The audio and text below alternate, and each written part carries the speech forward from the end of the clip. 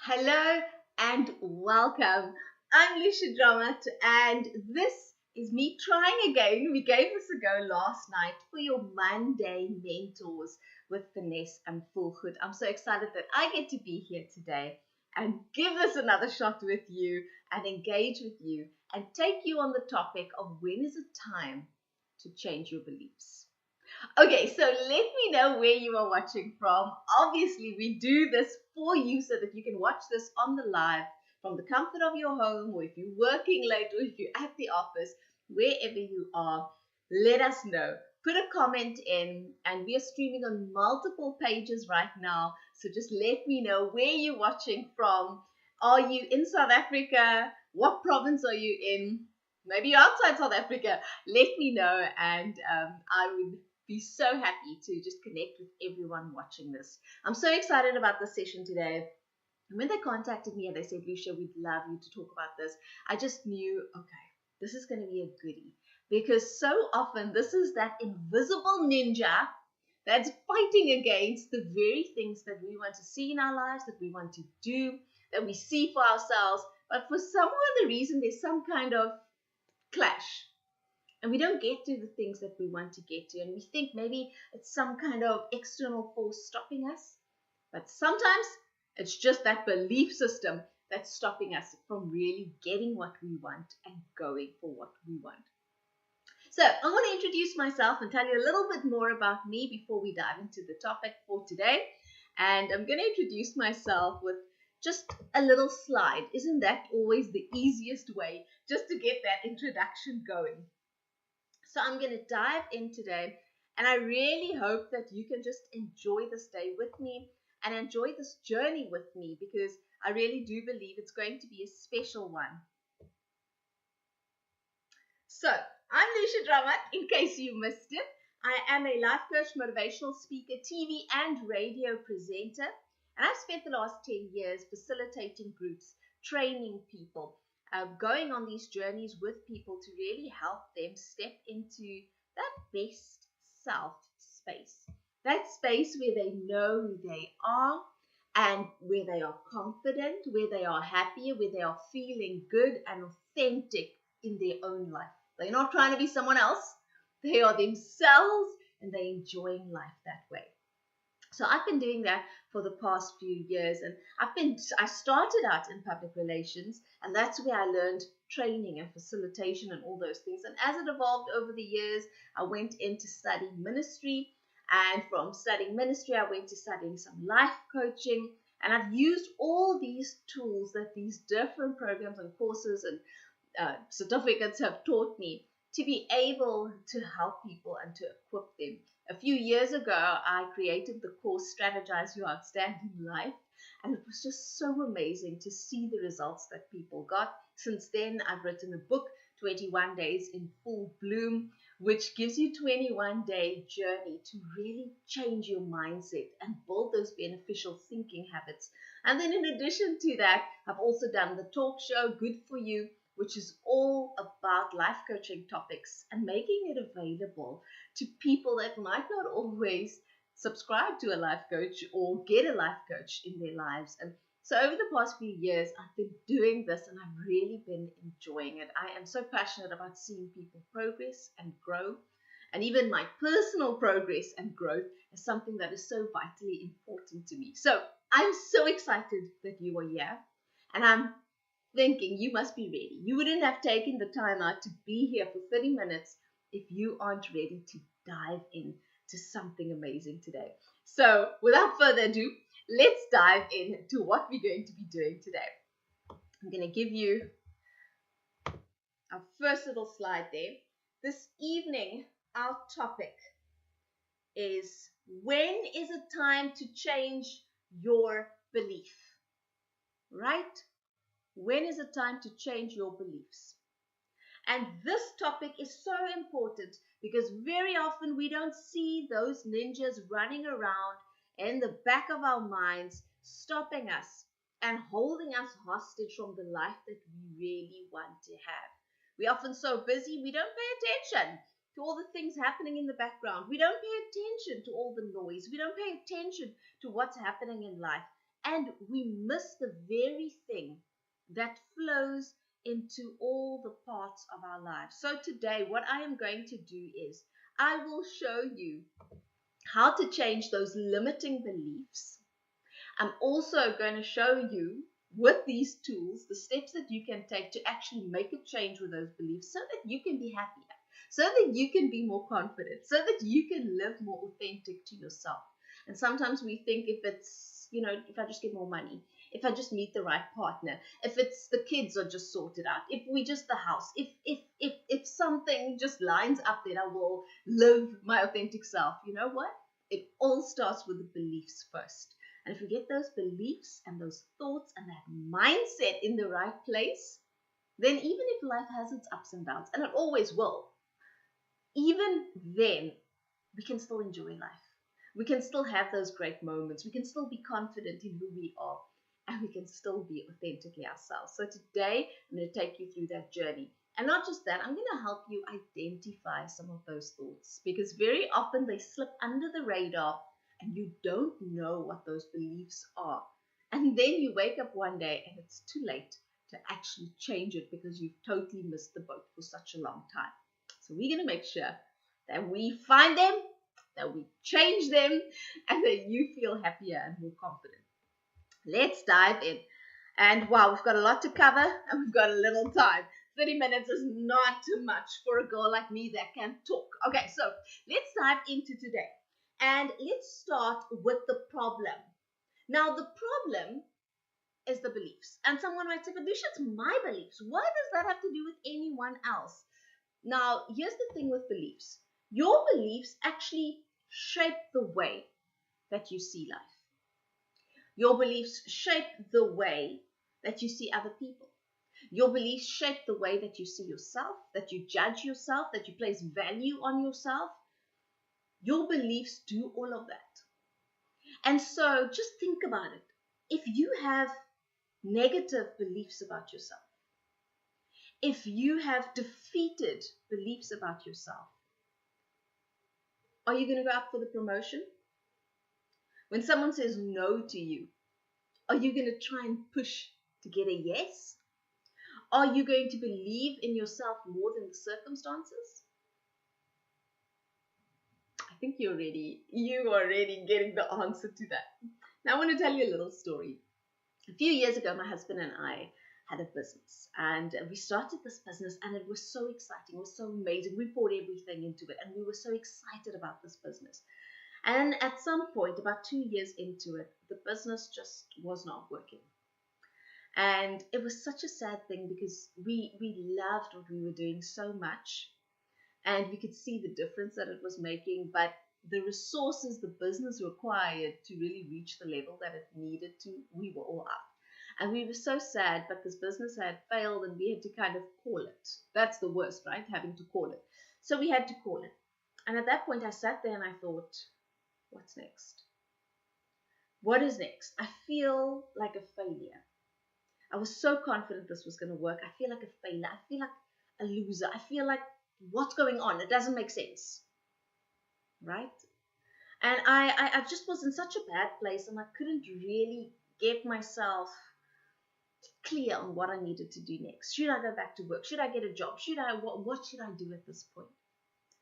And then I realized, hey, girl, you can't make any decisions when you are so confused and twisted and your head is all over the place. You don't even know what you believe apart from the fact that you believe you're a failure, right? So I knew that I needed to change my mindset, my beliefs and my thoughts and get myself into a peak state and into a place where I actually feel good about who I am so that I can make a decision that is actually good. Often we make a decision out of desperation, out of fear, out of pressure, out of a whole lot of other things, out of what it will look like to other people. Out of all these things, we don't make a decision out of that best decision for us in the season that we're going into, right? And I knew that I needed to be in a much better place to be able to make a good decision. So I started pumping myself with motivation. I started doing courses. I started signing up for different things, listening to podcasts, watching every motivational video I could get my hands on. I started doing things to build up that belief in myself and in life and in the future, because it's so easy to get into a space where you just feel miserable, disappointed, despondent. So I knew I needed to whoops myself out of that and get myself into a place where I actually feel good. Months later, I started to feel so good. And I started telling people this and this. Oh, tell me how you did that. How did you do this? But okay, that really inspires me. And I start sharing these things with people. And I start helping people with things. And I think, okay, you know what? I'm going to write a manual. I'm going to put a manual together of exactly how to get yourself to where I got myself out of that whole feeling that I put this manual together, strategize your outstanding life. Poof, there you have it. Events, workshops, and a few things later. It's helped so many people. But let me say this. Had I been in that defeated space, no strategize. Had I been in that defeated, sad, miserable place, no helping other people. That would have never happened. But I had to pull myself out of that. And I had to elevate myself and change my belief about myself and become so clear on what I really believe and start negating the things that I don't believe. Start kicking out the legs of the things that are not true and the things that are not beneficial for me to believe. And when I started doing that and I started believing, I could show up in a different way. I could proudly show up in different conversations on different platforms and say, this is what I bring to the table, even though I had a failed business. Even though I had a failed business, I could be proud of who I am and what I bring to the table. Right? It is powerful what your mindset can do. And thinking about that moment to now, everything that I've been able to do, books, shows, media, being on radio, podcasts, all these things are all possible, all because of a mindset and the right beliefs. So I hope at this point you know, Lucia, beliefs are important. I cannot just leave this beliefs to just believe whatever it wants. I need to manage this puppy. You're right. You need to manage that puppy. So let's dive into the questions today, or the topics and the keys for today. Now, firstly, what I want to do with you today is we are going to go through the problem. Then, where does it come from? Then we are going to talk about the solution. We've got so much that we want to cover, so I hope that you are 100% with me. So as I said, the problem is the beliefs. Those beliefs that are not serving us, that are actually working against us, right? They are limiting our lives, they are belittling, they are fearful, they are twisted, and they just flow into all the areas of our lives. So we need to make sure that the beliefs that we have are good and are the right beliefs, right? Then, next up, where do these beliefs come from? Let's dive into that for just a minute. I just want to elaborate on this because I think it's so important that we know what we are doing, what we are consuming, who we spend time with. All those things are impacting the way you see life. If you spend time with someone who is so miserable every day, oh, bad weather, oh, late again, oh, at the end of the day, or maybe it doesn't take the first day, but a week later, 2 weeks later, a month later, you start feeling, and you think, where did this come from? I've always been a happy person. I've always been a joyful person. But it comes from the company that you keep. It comes from the articles that you read. If all of a sudden, since the pandemic and all of that, you've decided, I need to read the news all the time, every day, and you're reading 100 articles every single day, and you're consuming news like you've never done before, why are you surprised if you're fearful? Why are you surprised if you're anxious? If you're scared, worried, doubtful of people? If you don't trust anyone, why are you surprised? Because you're consuming content that is chipping away at your hope, at those positive beliefs. And they are reinforcing negative, fearful, scary, just yucky beliefs. I'm not saying don't be informed, but make sure that what you're consuming, the bulk of it, isn't just negativity and hope-stealing, faith-stealing content, right? What are you watching on social media? Social media is even worse. Why? Because once you start to read a specific type of article or you like a specific type of thing, it starts showing you more. There's an algorithm. So if you read one bad story, for example, maybe you read husband cheats on wife, right? You read that article. And then you read celebrity husband cheats on celebrity wife, another cheating article. Now the social media tells its system, okay, this person likes cheating articles. So now you're putting all these cheating articles coming up. And before long, you're checking phones, where are you, where were you, starting to be so worried because this cheating thing is spinning around in your head because it's what you're consuming and it's what you see everywhere. So you start saying stuff like, phew, these days everyone's just cheating. No, it's just the algorithm keeps showing you stuff that you like. Okay, so look at what you're consuming, what you've been exposed to. Now, sometimes we've been exposed to things because that's the way we grew up. Our family may have been a family where the kids don't talk, they play outside, right? So now we grow up and we don't know how to speak to authority. We don't know how to stand up for ourselves because we grew up in a household where we weren't taught to do that. Or maybe it was different in your household. Maybe there was something that in your household was done a specific way and you see life that way and that's how you were taught. And now in adulthood, life is very different, but you still have those beliefs that were taught to you as a child. So it's what you are exposed to. It's what you've also been conditioned to believe. It's the same story of that grasshopper who's in a jar. He lands in the jar and he wants to jump out, but there's a lid on the jar. So he can't get out. So he keeps jumping and he hits the lid. One day they take the lid off. But he's realized there's a lid.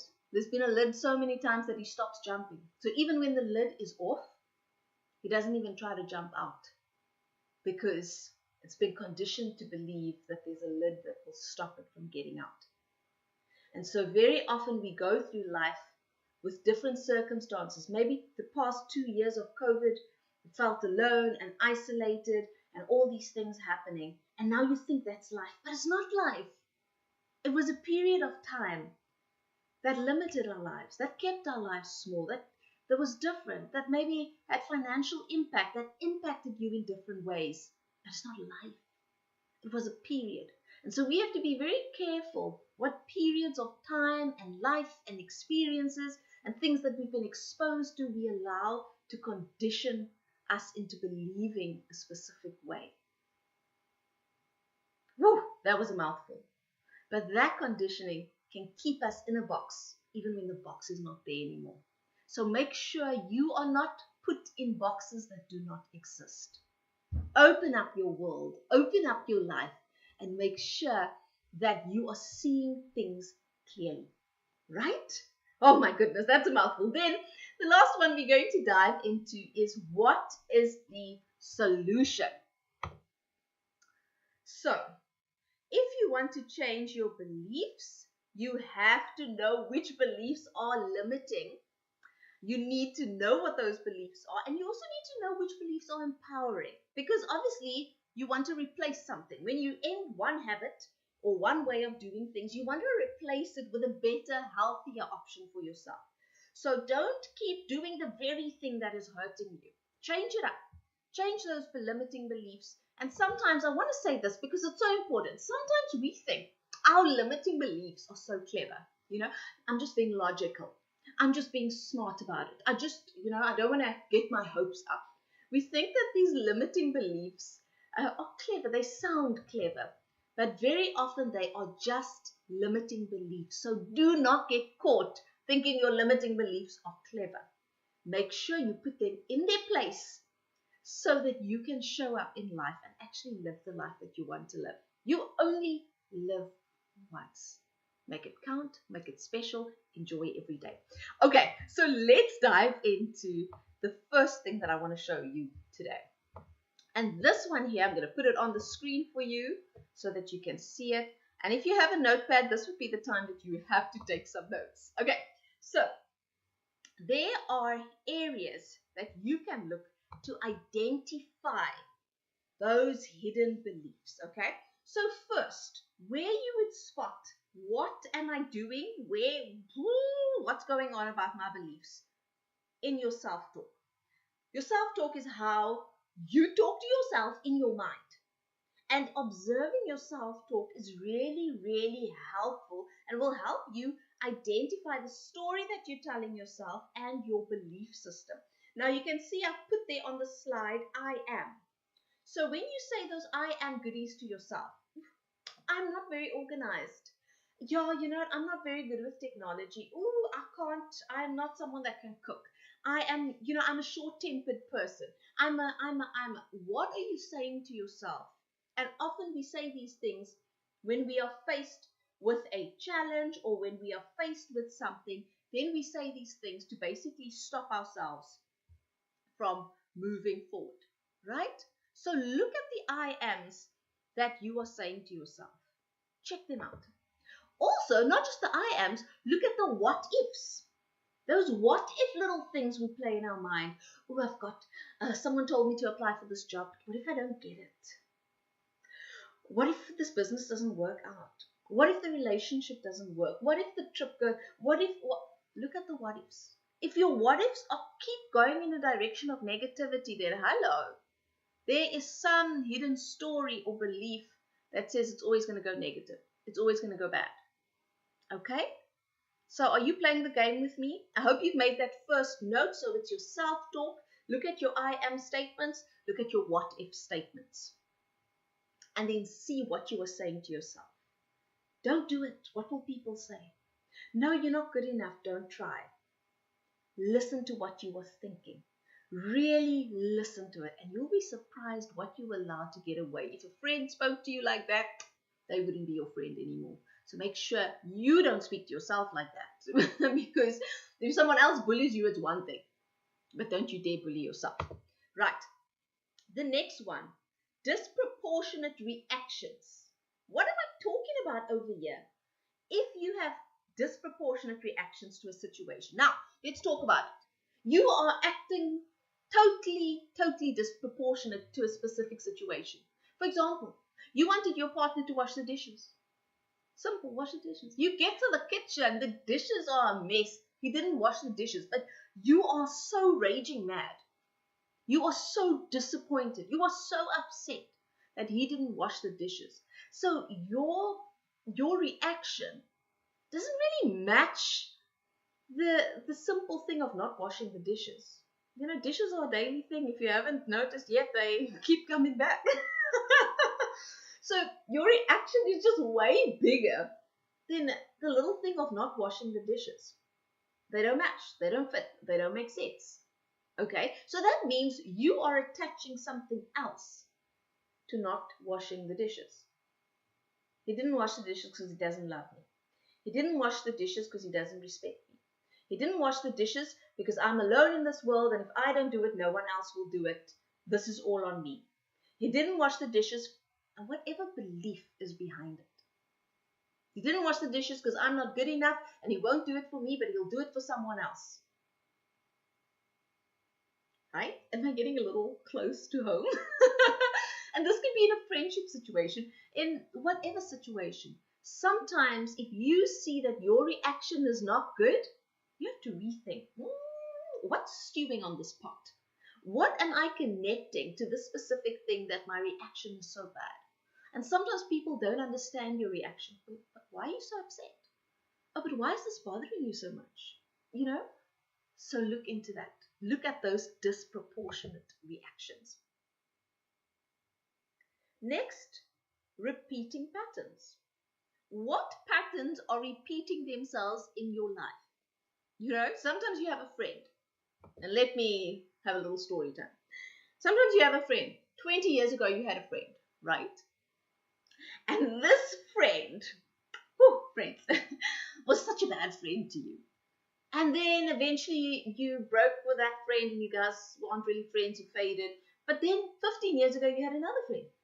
And this friend also turned out so bad, just using you and never being there for you. And then 10 years ago, you realized you had another friend that did a similar. And then 5 years ago, you had a new friend.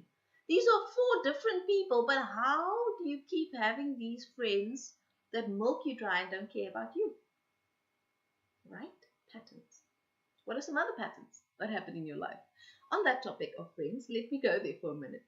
At one point, I realized that I always want to be the hero for my friends. I always want to do the thing, plan the function, do the this, do the that, save the day, help with this, help with that. But then eventually I thought, why is it that some of my friends, they're just not there for me? Like I'm always there for them, or I'm always there, or trying to be there, and I don't feel like it is reciprocated. And then I realized it's because I want to play the hero. Being the hero makes me feel important. So I like to befriend people who want a hero, who want someone to save them. But then you end up always being the hero and never having that friendship that you really want. So I had to adjust that and start to say, no, I need to be friends with people who are equal. Friends who also bring something to the table. Friends that have a give and take relationship, not an expect relationship, right? We have to look at the patterns. We have to look at the beliefs. I'm important if people need me. I'm important if I can do things for them. I'm important if they say I'm beautiful. I'm important if they say I'm so smart. I'm important if, what are those beliefs? And how are they limiting your life? Okay, so you want to look at patterns in your life. And when you look at these three things, my friend, then you would have gotten a good idea of those hidden beliefs and thoughts. And I hope that you are with me now. We have now gone into this, and those are the three. Now we are moving on, and I want to give you the solutions today. Lucia, how can I actually change my beliefs? This is a big question, but let me dive in with you, and we only have a few minutes left, so let's go right into it. There you have it. Now, if you have a pen and a paper, this is your time to write down. We've got your 5 steps that you can use to really get through this, to move past it, and to work through it. So get your pen and paper. Here we go. I'm going to put it on the screen for you one more time so that you can write it down, and I'm going to start talking through it. So hopefully you don't miss anything while you're writing it down. So your 5-step process for changing limiting beliefs. 1, identify a limiting belief you would like to change. Then 2, identify an alternative belief that is more empowering. Okay? What is the belief you want to change? Next, what is a more empowering belief that you'd like to have? And then unstick from the emotional superglue. Next, you want to create doubt. Create doubt by reframing your evidence. Find evidence to support your new belief. And there you have it. Those are the 5. Okay, so you've got your 5, right? And I'm going to run through them very quickly for you. Now, number 1, you want to identify a belief that you want to get rid of. Now, if you think of a belief like a table, it has 4 legs, okay?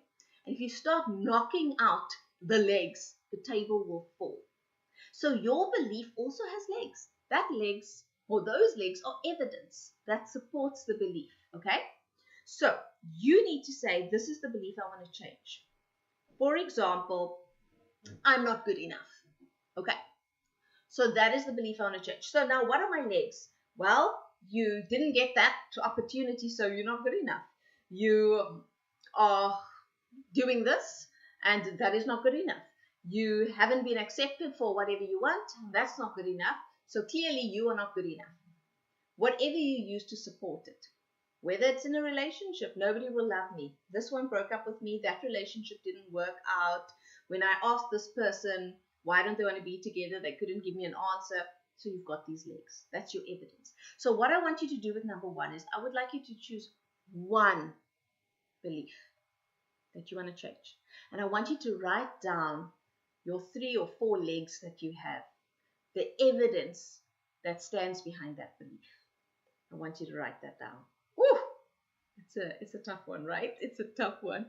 Okay, so I want you to write that down. Then next, what you're going to do is I want you to identify a belief that you want to believe instead.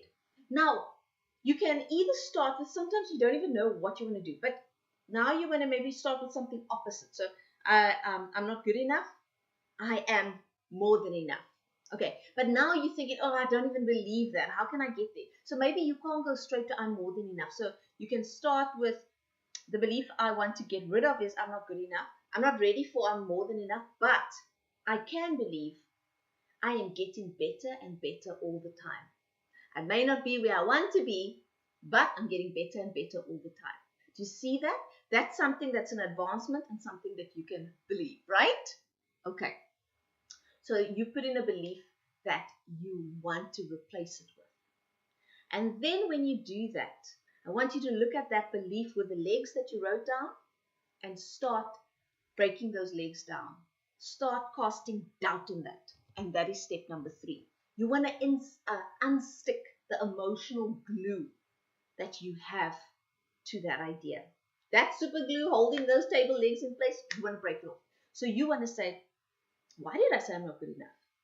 Nobody ever said I wasn't good enough. I didn't actually apply for the job. If I did, maybe I would have seen. I didn't even apply, but I just said I'm not good enough. Maybe if I had applied, I would have really seen it. This person actually told me I'm really great at that. So why did I keep thinking I'm not? So you want to start telling yourself all these things, asking yourself questions. Why do you believe that? Why do you think that? So that you can start disproving that initial limiting belief. And then what you want to do is you want to start proving the new belief. Do you know what? I am getting better and better all the time. Might not be where I want to be, but I've already improved in this area and grown in that area and grown in this area. So what you are doing is you are taking away the legs that bad belief stands on, and you are putting legs in place for that new empowering belief. You create doubt by reframing your evidence and really putting that in place and finding evidence that supports your new belief. When you go on this process of detaching from the old belief, knocking out the legs, casting doubt in that evidence, and you start building up a new file and evidence and support for your new belief, it is so much easier to believe it. Then, of course, remember what you expose yourself to, what you consume, what you ingest has an impact on the way you think. So ingest more content, more news, more podcasts, everything else that can support your new belief. Oh my goodness. It's already been such a magical time. And you know what? I want to leave you with this one last thought. I think it's so important to keep this in mind, especially as you move forward. You know, they said in this session, give people the tools, give them the ideas, and also lead them so that they can make the changes that they want to make. And the big thing that you need to do is to know that you don't have to go at it alone. You don't have to go at it alone. This is not a ride that you need to take on your own. I'm a big believer in intervals, interventions, support groups, life coaching. Take these moments for yourself where you allow yourself to have an interval or an intervention. I do 21-day programs, and I go on these programs for myself. I'm not talking about just hosting them. I'm talking about I attend and do and sign up, because I need those intervals to just refresh my mind, to refresh my focus. Busy, entrepreneurship life, parenting, work, radio, there's so much going on. I need to bring it all in alignment and focus. And then I like intervals. Intervals are those, and those interventions. Those interventions are the workshop, the seminar, the course, the program, going for those little things that just shake it loose for you so that you can once again put your head in the game. Try these intervals, interventions, life coach, support group. I've gone for periods where I say, okay, I'm going for counseling for the next 3 to 6 months, because I just want the support of an outside person to help me walk this road so that I can move forward, so that I can overcome, so that I can go to the next level. You don't have to do it alone. There are so many tools to support you and to encourage you and to help you. Don't let yourself get stuck and do it all by yourself on your own.